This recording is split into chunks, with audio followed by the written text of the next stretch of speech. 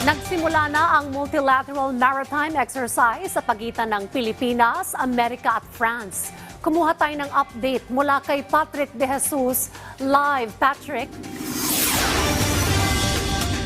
Dayan, narito tayo ngayon sa bahagi ng Sulusi, Hilagang Silangan mula sa Palawan kung saan nagsimula na ang makasaysayang multilateral maritime exercise ng Balikatan 2024.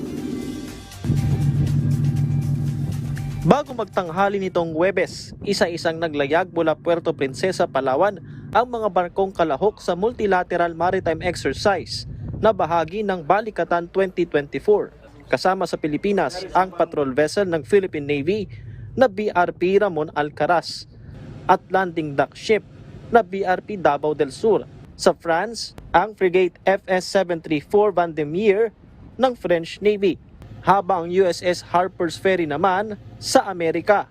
Sakay tayo nitong BRP Davao del Sur at sa unang araw nga ng multilateral maritime exercise, iba't ibang formation at maneuver ang ginawa ng mga kasamang barko.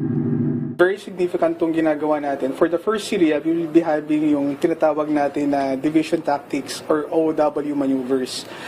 This activity will actually build yung confidence ng ating bridge team na nandito together with the other participants. With this exercises, yung close maneuvers natin, definitely it will increase their capability to work together. Nakapaglayag ang mga barko ng Pilipinas, Amerika at France hanggang sa Hilagang Silangan o Northeast mula Palawan na bahagi ng Sulusi. Pero sa mga susunod na araw, inaasahang aabot ang mga ito hanggang sa kanlurang bahagi ng Palawan o sa West Philippine Sea, lagpas ng 12 nautical miles territorial waters ng bansa sa loob ng exclusive economic zone.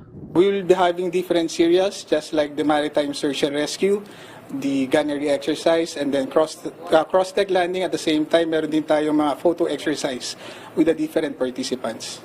Kamakailan bago ang Balikatan, lumalapit ang mga barko ng China, kung saan una na ring naiulat ang biglang pagdami ng mga Chinese maritime militia vessel. Ayon sa AFP, hindi ito makakaapekto sa direksyon ng MME. Sa tingin ko walang magiging problema because this is an annual event naman between the US and the Philippines. And we will continue with our exercises. Dayan, marami pang aktibidad ang nakalinya sa multilateral maritime exercise ng Balikatan 2024 kung saan makakasama pa rin lalayag ang barko ng mga kalahok na bansa habang isinasagawa ang group sail. Dayan.